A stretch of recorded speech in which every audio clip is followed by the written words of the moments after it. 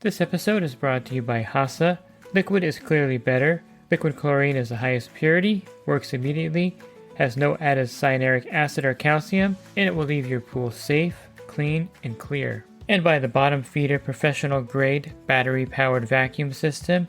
It sucks to clean pools, so cleaning pools sucks less. Get $100 off with code DVB100. This episode is brought to you by Skimmer, the #1 pool service software in North America. With Skimmer, you can streamline your schedule, grow your revenue, and keep your customers coming back with 5-star service. Whether you're a one-person operation or an established team, Skimmer is your partner in success. Visit getskimmer.com/poolguy to try Skimmer for free for 30 days. The Pool Guy Podcast Show. The Pool Guy Podcast Show. The Pool Guy Podcast Show.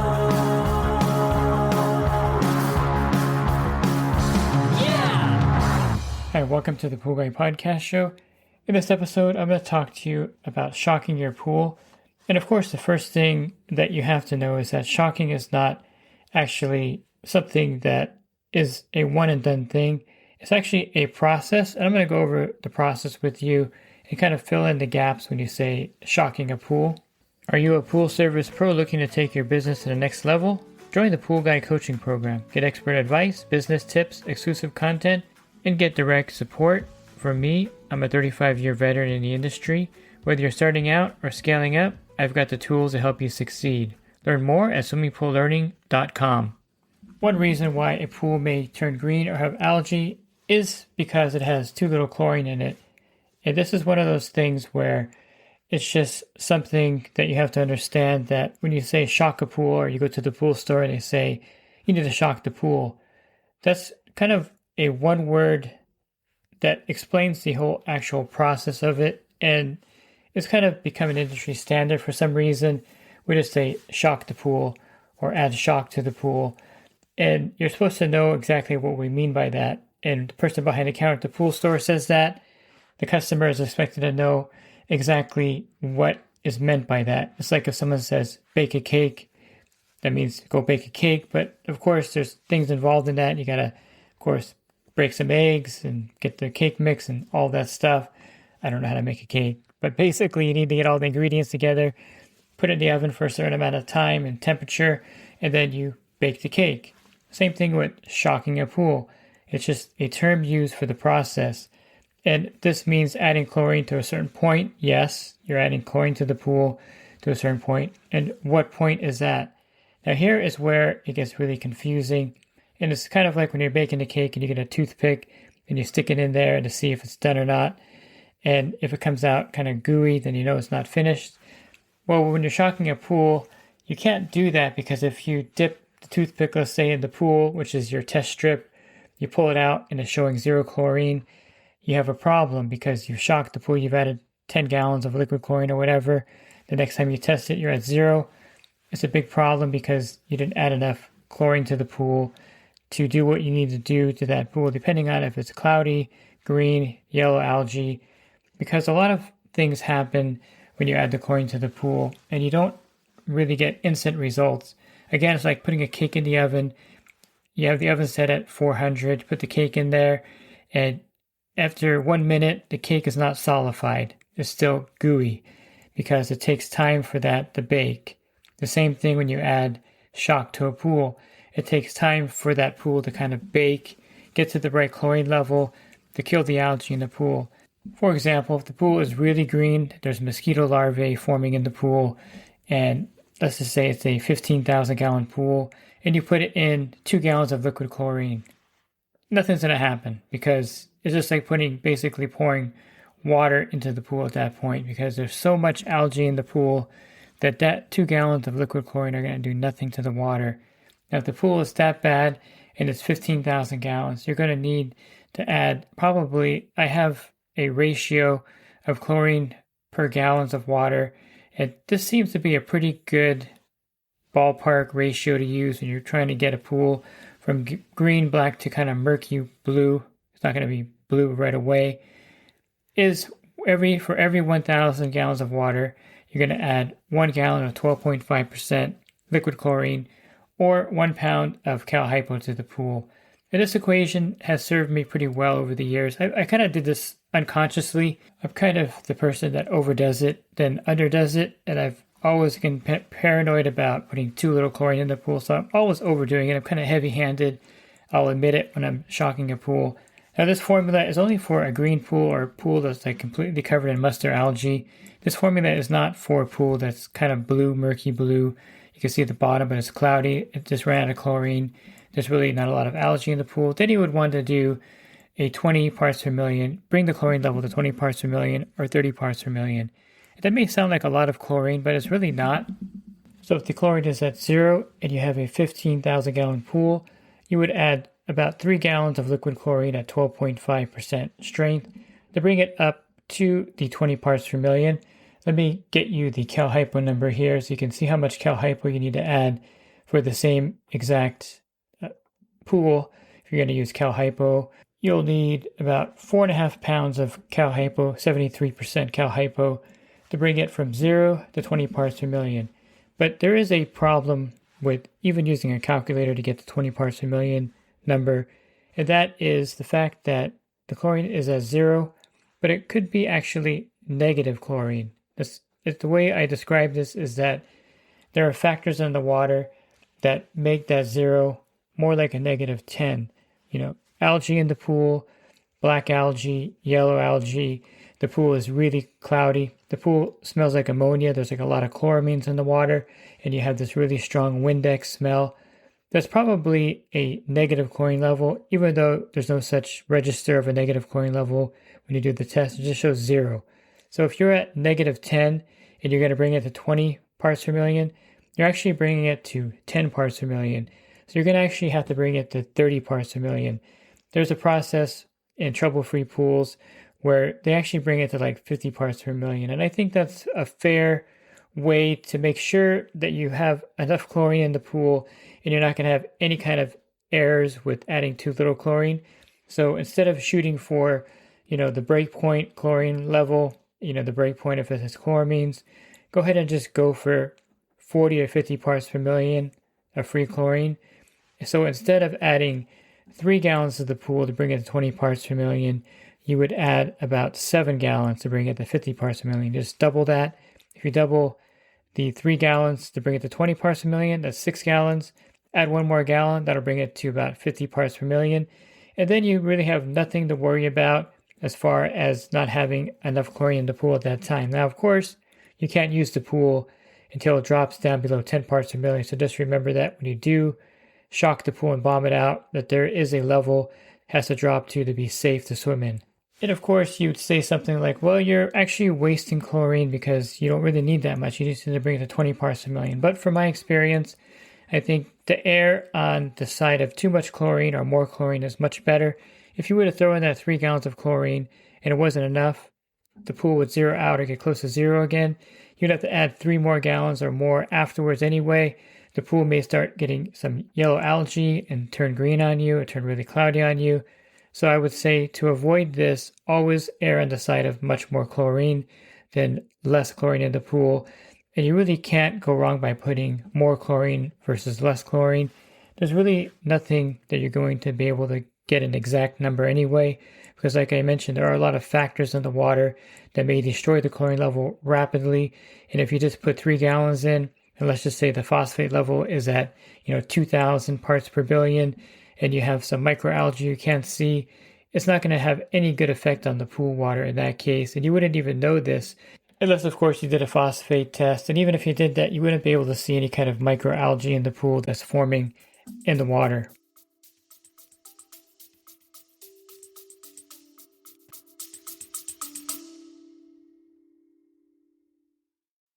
And the Pool Guy Podcast Show has teamed up with UPA to bring you affordable, reliable liability insurance starting at just $64 a month. Get up to $2 million in coverage, and the members of my coaching group get an even lower rate. Protect your business and your peace of mind. Sign up with UPA today by clicking the link in the podcast description. Let me touch a little bit on non-chlorine shock. The non-chlorine shock is something that you may run into out there. And this shock is potassium monosulfate. You can find it in different brand names and sold under different brands, but it'll say something like non-chlorine shock, and it may have, of course, on the back it's going to have the potassium monosulfate as what the ingredients are. Now, this is not a sanitizer, so remember, this is just an oxidizer. And there are places where the oxidizer would be something that you would use in the pool. I like using it before a pool party. If a customer is having a pool party, I have them put a bag 1 pound in, and then after the party as well. Oxidizing the water is good in a lot of instances because it does break down, body oils and sunscreen, kind of a little bit like what enzymes do, but it does have an oxidizer. It is an oxidizer, I should say, not an enzyme, but it won't kill algae and it won't sanitize the pool water. The reason I like using it and other pool pros like using it is because the oxidizer really helps with the combined chlorine or the chloramines, that smell you get, the ammonia smell. So it's a great way to kind of prevent that from happening, especially if there's heavy usage, like a pool party, like I mentioned. And it's something that you would want to put in the pool after or before the party, or both before and after the party. So there's a place for it. It just does nothing for a green pool or pool with an algae bloom in it. And it's not something that I recommend using when you're trying to turn a pool around. It's only useful, again, with those pools that have heavy bather use, and you're going to get a jump start on fighting any kind of combined chlorine that may form in that pool. I think also it's kind of a misnomer when you look at the bag of shock and it says 1 pound per 10,000 gallons of water. Again, the bag doesn't know the water condition, doesn't know what the water looks like, and there's other factors like circulation and filtration that play into that. There's some other variables, of course, that will play into effect. One of the biggest variables that I think no one really accounts for when you're shocking the pool is the pool cyanuric acid level. And this holds true when you're turning a pool from green that has yellow mustard algae. And the cyanuric acid level does have some effect on the chlorine's effectiveness. You've probably heard me talk about Bob-Lowry's 7.5% formula a lot. This holds true for when you're trying to raise the chlorine level as well.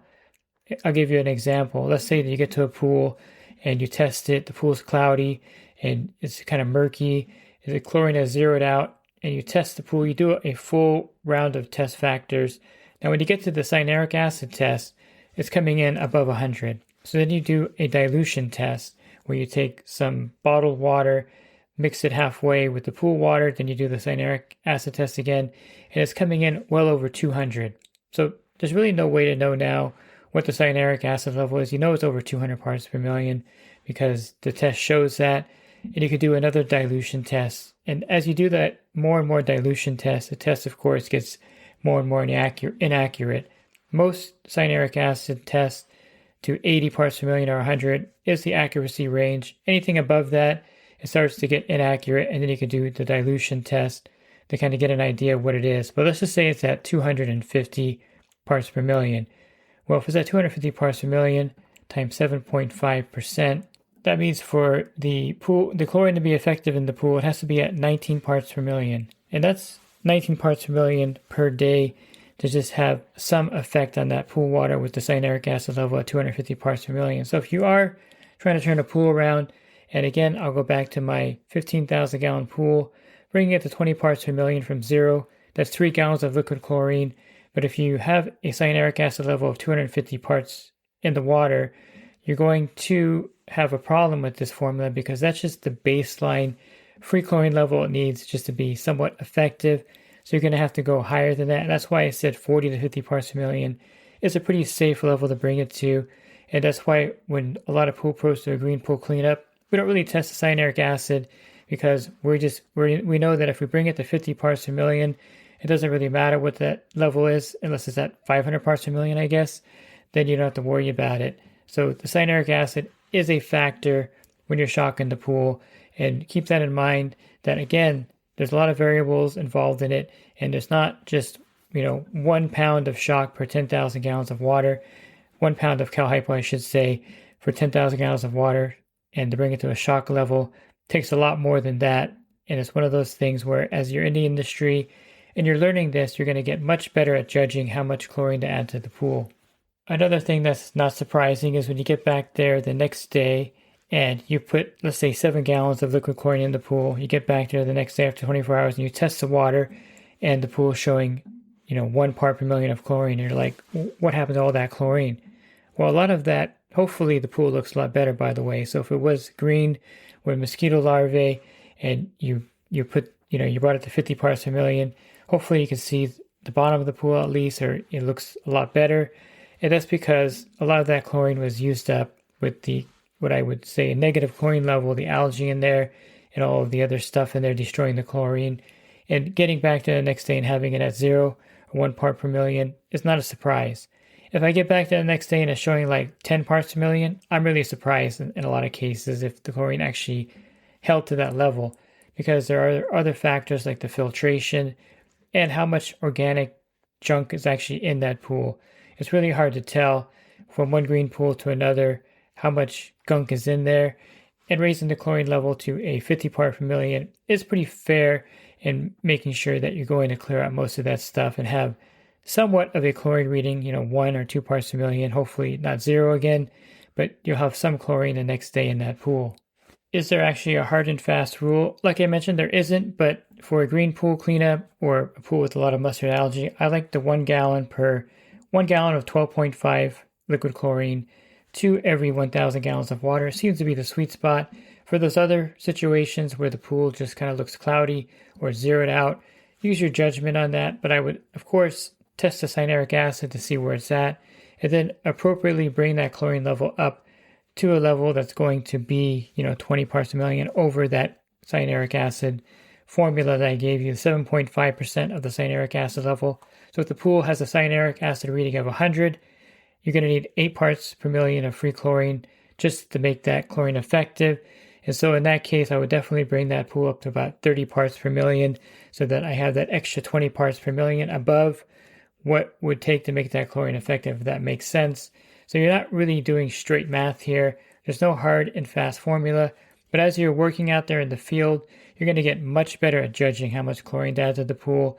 And I would say that if you're worried about adding too much chlorine, don't worry about it. I would be worried more of adding too little chlorine and having to go back there and retreat it and keep adding more and more chlorine to get some kind of effect on it. You really want to go back to the next day and the pool is going to look a lot better. Maybe not clear blue, crystal clear blue, but a murky, milky blue is better than a green pool. And if you had yellow algae, if you get back to the next day and half of it's gone, that's a good sign as well. I'll end by talking about using Pool RX or other enhancers to help with the green pool cleanup.